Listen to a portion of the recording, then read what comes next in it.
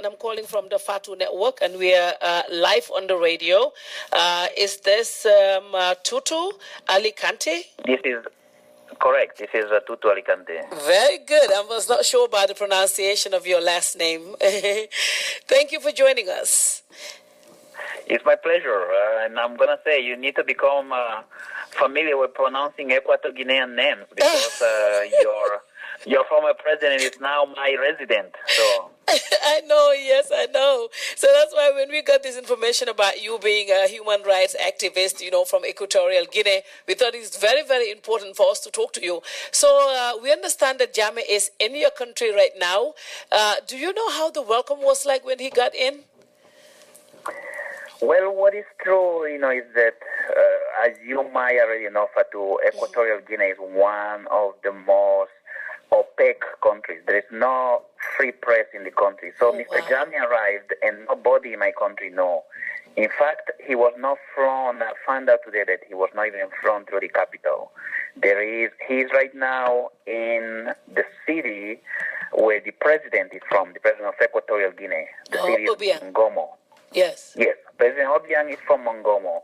Mr. Jammeh was flown to a private airport in that city and directly taken to the palace where he's staying now in Mongomo.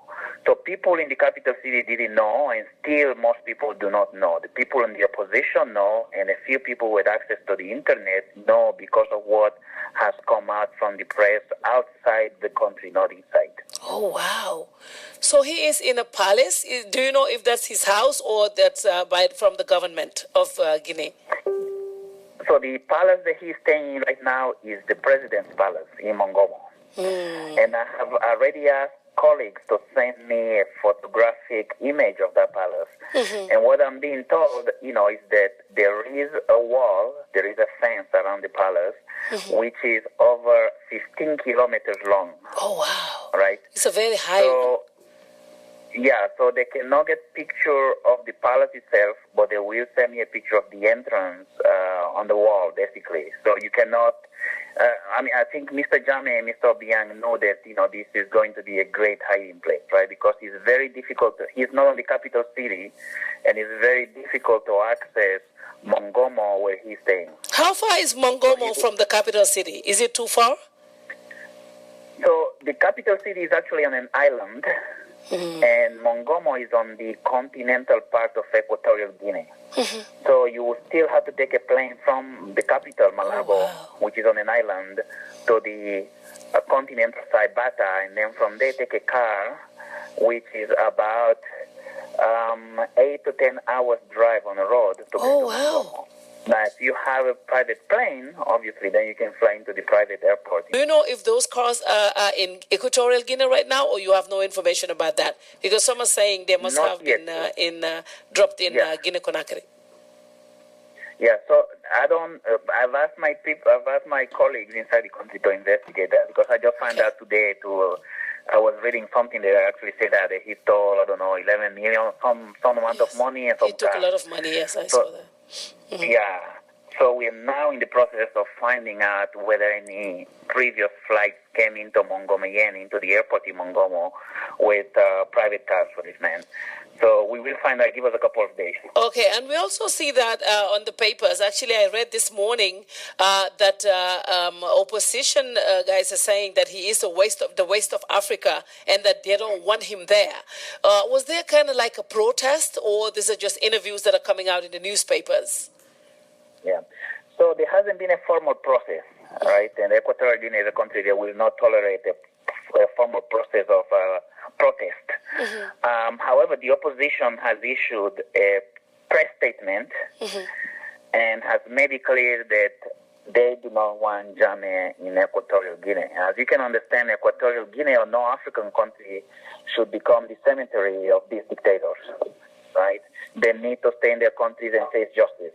Or they need to go wherever they need to end up. It needs to be a place where there is rule of law, and we can still hold them accountable for the crimes that he has committed in the Gambia. But, well, if Equatorial Guinea is a country where the press is not free and the president would do stuff without telling people, do you think the voices of the opposition would be heard? Do you think the president or the government would listen to them? No, they won't.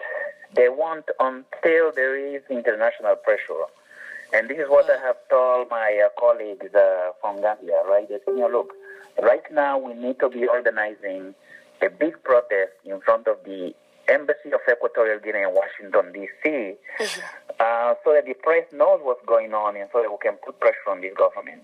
We need to be doing the same thing in the European embassies. Wherever there is a sizable population of Gambian citizens in exile, we need to be demonstrating in front of the Embassy of Equatorial Guinea to put that type of international pressure on them. I think I heard that the fact that he is in Equatorial Guinea, that means he'll be out of ICC's radar.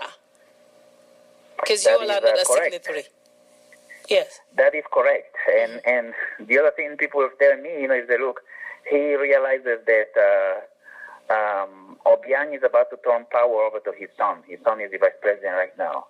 And Mr. Jammeh realizes that, that government is going to stay controlled by the same family for a while, which is one of the reasons why he picked Equatorial Guinea, right?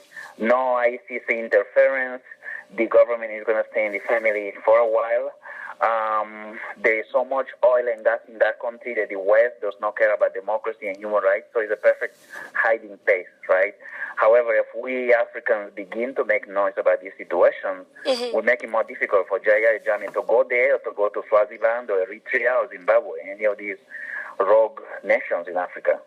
So the Obiang's son, is that the one whose cars were seized in France? He's the vice president? Yes, indeed. That is him, Mr. Wow. Theodore. Theodore, yes, but this one is, your own son is the vice president and he's about to take over from him. Oh, wow. He's about to hand power over to him. That's interesting.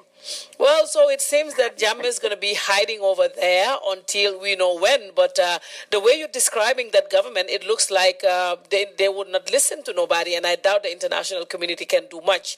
But like you said, it would be good to put pressure on them by going on Twitter and also doing protests, like you said, at the embassies or the ones in America and also in Europe.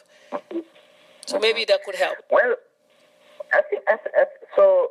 If we don't do anything, certainly the international community will not do anything, right? But Gambia is a perfect example of how international advocacy helps, right? Yes. I remember 2 years ago, talking to Jeff Smith, Amadou Jammeh, yes, Jagan Gray Johnson, and others, and hello. Oh, okay. Hello. I'm sorry. Let me call him back.